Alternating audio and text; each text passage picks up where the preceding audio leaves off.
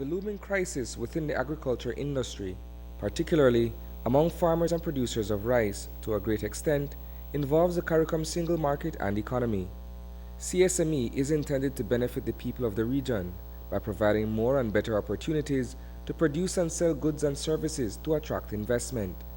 The objective is to create a unified environment for supply and demand among participating member states. That idea, in theory, promotes the full use of labor as well as the exploitation of other factors of competitive production, resulting in greater variety and quantity of products and services to trade with other countries. In Belize, the agro-productive sector has been chiefly responsible for the milling of rice for local consumption. Despite a sharp decline in sales just a few years ago, by as much as 50% in 2011, enough grain is produced to ensure self-sufficiency. Nonetheless, businessman Jack Charles, proprietor of Extra House, intends to bring in 20% of the total that is being consumed annually. On average, Belizeans consume roughly 12,000 tons of rice each year. A fifth of that is 2,400 tons.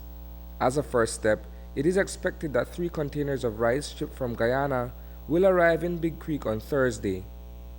The introduction of Guyanese rice, according to Jack Charles, will provide an alternative on the shelf. Ease of access, he contends, will support checks and balances as it concerns the price per pound of rice on the local market. On the other hand, the Belize Agro-Productive Sector Group acknowledges that the cost of production is higher than any other country in the region. However, the retail price in Belize, according to the group, is certainly on the lower end of the spectrum, comparatively speaking. Extra House, once those containers are cleared, plans on selling imported rice at 52 cents per pound. Its rationale is based on the fact that the Belize Marketing and Development Company brought in north of 3 million pounds of rice from Guyana in 2014. That shipment was sold at 94 cents per pound, realizing a profit of almost $1.5 million.